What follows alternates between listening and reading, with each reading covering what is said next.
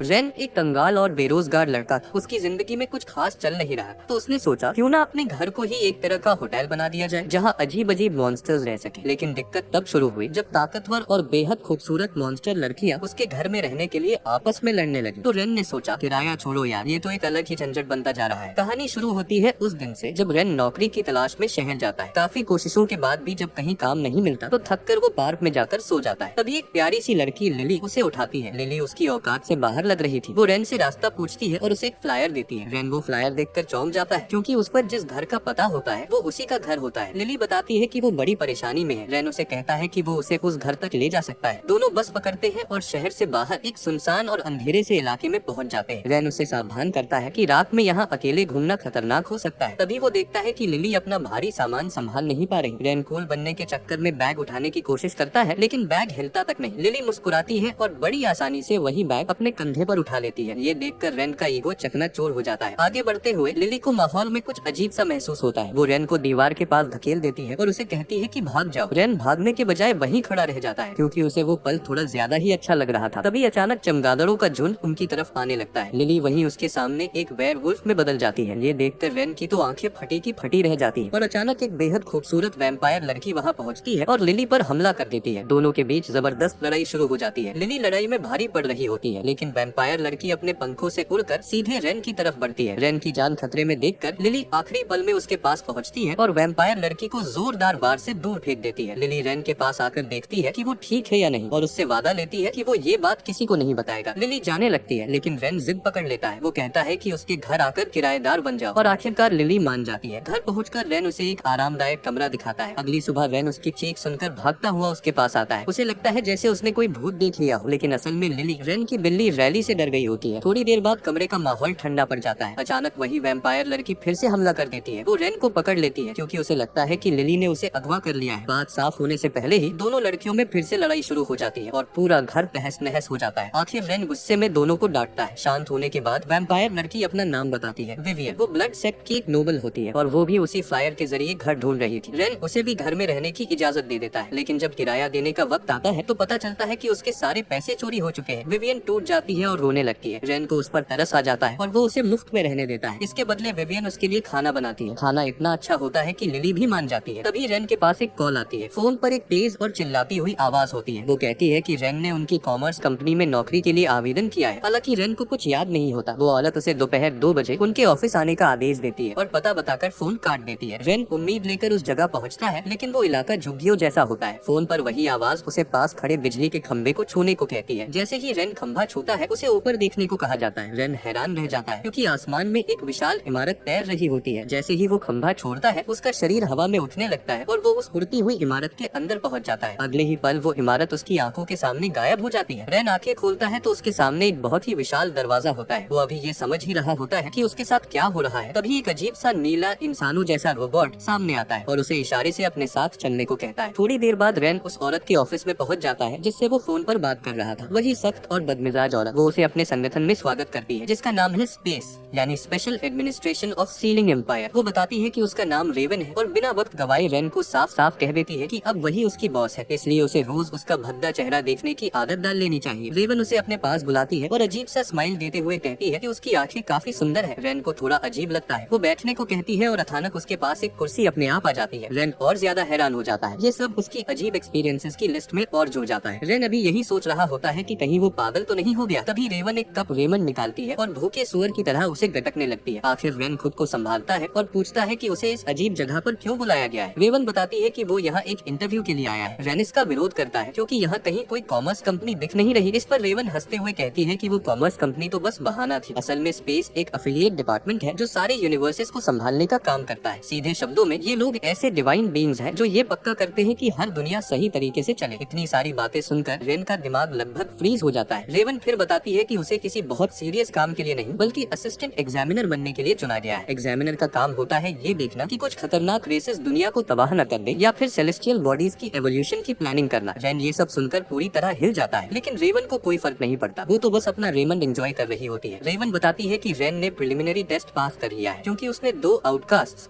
Lily और Vivian को ढूंढ लिया है। उंगली चटकाते ही रेन खुद को एक बहुत एडवांस्ड कमरे में पाता है। रेवन बताती है कि उसका काम 2 हिस्सों में बटा होगा। पहला, उसे और स्पेशल आउटकास्ट टेनेंट्स ढूंढने होंगे, बिल्कुल लिली और विवियन की तरह। दूसरा, जब भी कोई रोग बीन बेकाबू हो तो उसकी सफाई में रेवन की मदद करनी होगी। रेन पूरी तरह कंफ्यूज होता है और पूछता है कि उसे करना क्या है। रेवन साफ शब्दों में कहती है कि उसका काम है अपने स्पेशल टेनेंट्स को मुसीबत में पड़ने से बचाना। रेन पूछता है कि अगर वो ये नौकरी मना कर दे तो क्या होगा। रेवन शांति से बताती है कि उसकी याददाश्त मिटा दी जाएगी और उसके नए टेनेंट्स भी उससे छीन लिए जाएंगे। वो रेन से कहती है कि उसके पास 2 रास्ते हैं, या तो एक बिल्कुल नई जिंदगी या फिर वही पुरानी बेकार और बेइज्जत जिंदगी। सब समझाने के बाद दोनों फिर से उसके ऑफिस में लौट आते हैं। रेन पूछता है कि क्या उससे कोई गलत या अनैतिक काम करवाया जाएगा। रेवन उसके सुस्त दिमाग को याद दिलाती है कि उनका काम दुनिया में शांति बनाए रखना है। फिर वो जोड़ती है कि उसे बहुत अच्छी सैलरी भी मिलेगी। ये सुनते ही रेन का इंटरेस्ट जाग जाता है। रेवन उसके सामने एक लीगल डॉक्यूमेंट रखती है जिसमें सारे बेनिफिट्स लिखे होते हैं। दिमाग में बेनिफिट्स ढूंढते हुए रेन मजबूरी में उस पर साइन कर देता है। साइन करने के बाद रेवन कहती है कि अब वो घर जा सकता है। रेन वापस घर लौटता है और कॉन्ट्रैक्ट अपने नए टेनेंट्स को दिखाता है, लेकिन लड़कियां उसकी बातों पर शक करती है। विवियन कहती है कि जिस रेवन की वो बात कर रहा है वो किसी डिवाइन बीइंग से ज्यादा एक फ्रॉड जैसी लगती है। हालांकि विवियन ये भी मानती है कि रेवन डेमन हंटर्स से जुड़ी नहीं हो सकती, क्योंकि उसने रेन से उनकी हिफाजत करने को कहा है। विवियन सोचती है कि ये नौकरी इतनी बुरी नहीं है, क्योंकि इसका फायदा आखिरकार उन्हें ही मिल रहा है। फिर विवियन बताती है कि दोपहर में वो बाहर गई थी, ये पक्का करने के लिए कि डेमन हंटर्स उसका पीछा तो नहीं कर रहे। ये सुनकर रेन उसे सख्ती से कहता है कि वो दिन में उड़ना बंद करे। विवियन इस मौके को भी नहीं छोड़ती और लिली को चढ़ाते हुए कहती है कि डीमन हंटर्स उसकी सुस्त इंस्टिंक्ट से कहीं ज्यादा तेज है। दोनों लगभग एक दूसरे पर टूटी पड़ती है, लेकिन रेन बीच में आकर किसी तरह मामला शांत कराता है। इसके बाद रेन विवियन से डीमन हंटर्स के बारे में पूछता है। विवियन बताती है कि डीमन हंटर्स असल में हाइब्रिड मॉन्स्टर्स होते हैं, जिनमें आधा इंसान और आधा मॉन्स्टर का खून होता है। वो कहती है कि बहुत पुराने जमाने से उनका और उसके जैसे बीन्स का युद्ध चलता आ रहा है, लेकिन आज तक किसी की भी पक्की जीत नहीं हुई है। विवियन की कहानी सुनने के बाद रेन लिली की तरफ मुड़कर पूछता है कि क्या उसे भी डीमन हंटर्स के बारे में कुछ पता है। लिली थोड़ी झिझकते हुए मान लेती है कि उसका उनसे कभी आमना सामना नहीं हुआ, वो बस उन्हें टीवी पर ही देख पाई है। ये सुनते ही विवियन को लिली को बेवकूफ कहने का एक और मौका मिल जाता है। वो ताना मारती है कि लिली के पास बेसिक सर्वाइवल स्किल्स तक नहीं है। लिली खुद का बचाव करते हुए कहती है कि वो पूरी जिंदगी इंसानों के बीच रही है, इसलिए उसे डीमन हंटर्स के बारे में ज्यादा कुछ नहीं पता। ये समझते हुए कि रेन खतरे में पड़ सकता है, विवियन उसे बचाने के लिए खुद वहाँ से जाने की पेशकश करती है ताकि डीमन हंटर्स उसका पीछा करें। लेकिन जाते जाते वो ये भी जोड़ देती है कि वो उस अपग्रेड किए गए बेवकूफ कुत्ते यानी लिली को भी अपने साथ ले जाएगी। कुछ समय बाद रेन चैन की नींद सो रहा होता है, तभी अचानक वो खुद को एक अजीब सी दुनिया में पाता है। वो बिना दिशा के इधर उधर चलता है। तभी कुछ डरावने भेड़ियों से निशाना बना लेते हैं। रेन जमीन पर गिर जाता है और जैसे ही वो खाए जाने वाला होता है उसी पर उसे लिली की आवाज सुनाई देती है। रेन जाग जाता है और सोचता है कि ये सब बस एक सपना था, लेकिन तभी वो महसूस करता है कि उसके हाथ में किसी जानवर की फर फंसी हुई है। विवियन उस फर को जांचती है और बताती है कि उसमें कोई डेमोनिक एनर्जी नहीं है। लिली भी अपनी सूंघने की ताकत आजमाती है, लेकिन उसे भी कुछ महसूस नहीं होता। रेन के खतरे में होने की आशंका से विवियन उस पर ब्लड मैजिक इस्तेमाल करना चाहती है, जिसका असर नींद लाने वाला होता है, लेकिन गलती से वो स्पेल लिली पर लग जाता है और लिली लकड़ी के लट्ठे की तरह वही सो जाती है। उसी वक्त रेन के पास रेवन का कॉल आता है। रेवन उसे बताती है कि अगला दिन बहुत जरूरी है और उसे ऑफिस रिपोर्ट करना होगा। अगले दिन रेन रेवन के बुलावे पर फ्लोटिंग कैसल पहुंचता है, लेकिन एंट्रेंस पर उसे कोई नजर नहीं आता। वो वापस जाने ही वाला होता है कि तभी रेवन सामने आ जाती है। उसने एक बेहद अजीब आउटफिट पहन रखा होता है और उसके हाथ में रेन के शरीर से भी बड़ी तलवार होती है। रेवन बड़े आराम से बताती है कि वो मेलन कॉम्प्लीमेंटिंग आउटफिट असल में उसका गार्डनिंग कपड़ा है और वो कुछ जिद्दी पेड़ों की ट्रिमिंग कर रही थी। इसके बाद माहौल बदलता है और वो दोनों उसके ऑफिस पहुंचते हैं। रेवन बताती है कि वो रेन को एक स्पेशल डेटा टर्मिनल देने वाली है। ये डिवाइस सिर्फ एग्जामिनर्स के लिए बनाया गया है। रेवन उस टर्मिनल को टेबल पर रखती है। रेन पूछता है कि इसे इस्तेमाल कैसे करना है। रेवन बताती है कि बस दिमाग से सोचो, ये अपने आप तुम्हारी कमांड समझ लेगा। फिर रेवन उसे चढ़ाते हुए कहती है कि उसने सबसे मुश्किल जॉब साइन की है, क्योंकि यहाँ ना आराम है ना मौत। रेन उसकी बकवास से तंग आकर सीधे मिशन के बारे में पूछता है। मिशन बताने से पहले रेवन उसे एनहांसमेंट रूम में ले जाती है, जहाँ हर एग्जामिनर को एक प्रक्रिया से गुजरना पड़ता है। रेवन इसे सिंपल प्रोसीजर कहती है, लेकिन तभी कहीं से ड्रैकुला का कॉफिन निकाल लेती है। ये देखकर रेन की हालत खराब हो जाती है। वो कुछ कह पाता उससे पहले ही रेवन उसे लात मारकर कॉफिन के अंदर डाल देती है। रेवन जरूरी बटन दबाती है और कॉफिन पर बिजली गिरने लगती है। वो बेकाबू घूमने लगता है। रेन अंदर से चीखता है, लेकिन अचानक वो गायब हो जाता है। रेवन घबरा जाती है और सोचती है कि शायद उसने गलत बटन दबा दिया। कुछ ही पलों बाद रेन फिर से उसी अजीब दुनिया में पाता है जहाँ पहले भेड़ियों ने हमला किया था। उसी वक्त उसकी जेब से टर्मिनल उड़कर बाहर आता है और अपनी इरिटेटिंग आवाज में खुद का परिचय देता है। टर्मिनल बताता है कि वो उसका असिस्टेंट है। रेन ठंड से कांपते हुए पूछता है कि मरने से पहले क्या वो उसे एक कंबल दिला सकता है। टर्मिनल गुस्से में जवाब देता है कि वो कोई जादूगर नहीं बल्कि एक हाईटेक डिवाइस है, वो सिर्फ रास्ता दिखा सकता है। रेन पूछता है कि आखिर वो लोग है कहाँ। टर्मिनल समझाता है कि वो ड्रीम डायमेंशन में है, जो असली दुनिया के समानांतर मौजूद है। रेन सोचता है कि ये बस एक आम वर्चुअल वर्ल्ड होगा, लेकिन टर्मिनल तुरंत उसे चेतावनी देता है। वो कहता है कि ड्रीम स्पेस में मौत का मतलब असली दुनिया में भी सीधी मौत है। ये सुनते ही रेन का दिमाग लगभग घूम जाता है। उसे समझ आ जाता है कि उसे एक जानलेवा टेस्ट में डाल दिया गया है। अगले ही पल रेन खुद को फिर से उन भेड़ियों से घिरा हुआ पाता है। टर्मिनल एक सेकंड भी नहीं लगाता और डर के मारे वापस रेन की जेब में घुस जाता है। एक भेड़िया रेन पर झपटता है, लेकिन उसका हाथ कटने की जगह एक